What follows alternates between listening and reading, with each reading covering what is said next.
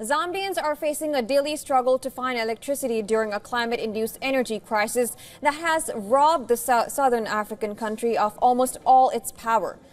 Some of the residents are exasperated that they've taken to lugging their entire desktop, computer, hard drive, monitor and everything to a local cafe so that they can work. It is quite a challenge because here, immediately when power goes, immediately the water stops coming out. So it is a challenge. As you know, water is very essential. And then the other challenge is that, things in the fridge, she's even tired of throwing them off because of this same power outage, things are getting rotten in the fridge. Several others cram into a Mercato Cafe in the Zambian capital of Lusaka, not for the sandwiches or the ambience, but because it has diesel generator, lifeblood for them all. Tables are cluttered with power strips and cables as people plug in cell phones and laptops. I tell you, we've stayed about 5 days now without power.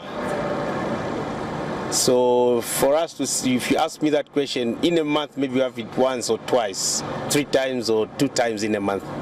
So nowadays we stopped relying on ZESCO. Zambia's worst electricity blackouts in memory have been caused by a severe drought in the region that has left the critical Kariba Dam with insufficient water to run its hydroelectric turbines. Kariba is the largest man-made lake in the world by volume and lies 200 kilometers south of Lusaka on the border between Zambia and Zimbabwe. The massive dam wall was built in the 1950s and more than 80 workers died during construction. It was meant to revolutionize the country's energy supplies by trapping the water of the Zambezi River, turning a valley into a huge lake and providing an endless supply of renewable hydroelectric power. And that's not the case anymore, as months of drought brought by the naturally occurring El Nino weather pattern and exacerbated by warming temperatures have put Zambia's hydroelectric station on the brink of completely shutting down for the first time.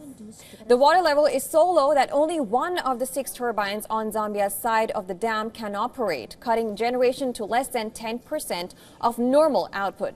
Less than half of Zambia's 20 million people had access to electricity before Kariba's problems.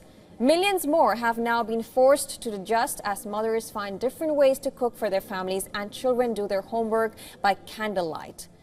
The most damaging impact is during the daylight hours when small businesses struggle to operate. Experts say Zambia is paying for a lack of diversity in the energy sector.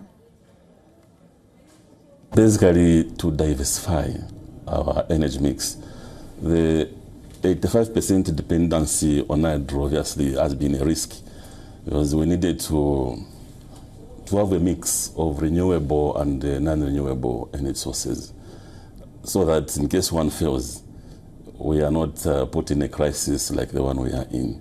So that has been our input into government.